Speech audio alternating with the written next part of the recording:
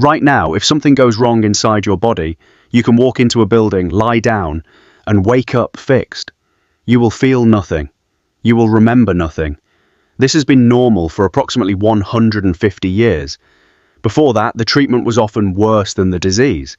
No anesthesia, no sterile tools, no understanding of how the human body actually worked. Just a person in pain, and another person with a very confident theory about how to fix it. What they did to people, legally, professionally, with the best intentions, will make you never complain about a hospital visit again. Blott knows exactly what they did. The oldest surgical procedure ever discovered is called trepanation. It is 7,000 years old. Humans were performing surgery before they had writing, before they had wheels, before they had almost anything. Trepanation is the act of drilling a hole into a living person's skull while they are awake. Doctors believed headaches were caused by evil spirits, seizures, evil spirits, strange behavior, evil spirits. The solution was simple. Make a hole, let the spirit out. They used flint to scrape through bone, obsidian to cut, bronze tools to bore through, no painkillers, no antiseptic, no way to stop the bleeding if it went wrong. Here is the part that should disturb you most. Archaeologists have found thousands of ancient skulls with trepanation holes. The bone around many of those holes shows signs of regrowth, which means they survived. Some skulls show not one hole, not two, 3 separate holes, different times, same person. Trepanation was still being performed in Europe as recently as the 1800s. For over 2,000 years, the most common medical treatment on Earth was bloodletting. The theory was simple. Your body contains 4 fluids: blood, phlegm, yellow bile, black bile. If you were sick, one of those fluids was out of balance. The fix removed the excess, usually blood. You came in with a headache. They drained your blood. You came in with a fever. They drained your blood. You came in with chest pain. They drained your blood. If you got worse, they drained more blood. George Washington, first president of the United States. He had a throat infection. In 16 hours, his doctors removed almost half the blood in his body. He was dead by the end of the day. His doctors believed they had done everything correctly. If bloodletting was not enough, they used leeches. Hundreds of them, at a time. Leech farms became one of the most profitable businesses in 19th century Europe. Before 1846, every single surgery in human history was performed on a fully conscious patient. Not half-conscious, not sedated, fully awake, feeling everything. The most common major surgery was amputation. The fastest surgeons were the most celebrated. Speed was mercy.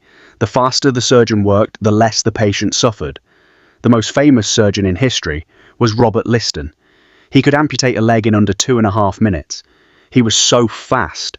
During one operation, he accidentally cut off his assistant's fingers. The patient died of infection.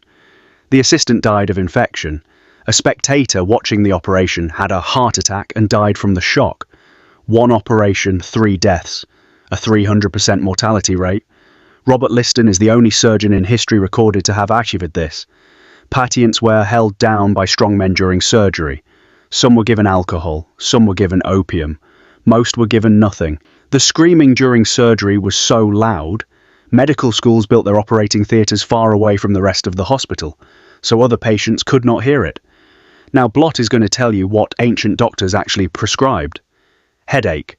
Ancient Sumerians drilled a hole in the skull. Ancient Greeks tied a dead mole to the head. Medieval Europeans applied a heated iron rod directly to the scalp. Toothache. Ancient Egyptians packed the tooth with dead mouse, fig and resin. Medieval dentists pulled the tooth with iron pliers. No anesthesia. Stomach pain. Ancient Romans, seawater mixed with vinegar. Medieval Europeans powdered gemstones. Some physicians prescribed ground human skull as medicine that you drank. Mental illness, for most of history, was treated as demonic possession. The treatment was exorcism.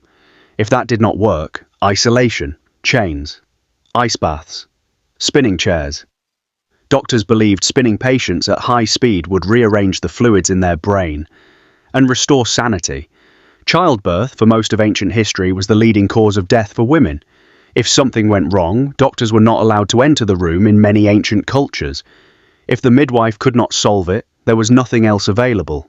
October 16th, 1846. Everything changed. A dentist named William Morton walked into Massachusetts General Hospital. He carried a small glass jar. He put a patient to sleep using ether. A surgeon removed a tumor from the patient's neck. The patient felt nothing. The patient heard nothing. The patient remembered nothing. When the patient woke up, he said he had felt no pain. The surgeon turned to the crowd of watching doctors. "Gentlemen, this is no humbug." Within months, anesthesia spread across the entire world. Surgery changed forever. Every time you feel nothing during a procedure, that comfort is approximately 180 years old. Before that, every cut, every drill, every amputation, you felt all of it. The people who survived ancient medicine were not weak. They endured things that would break most people alive today. And their doctors were not monsters. They were doing exactly what they believed was right, with everything they had. The next time you sit in a waiting room and complain about how long it is taking, remember what waiting rooms used to mean. Blott knows.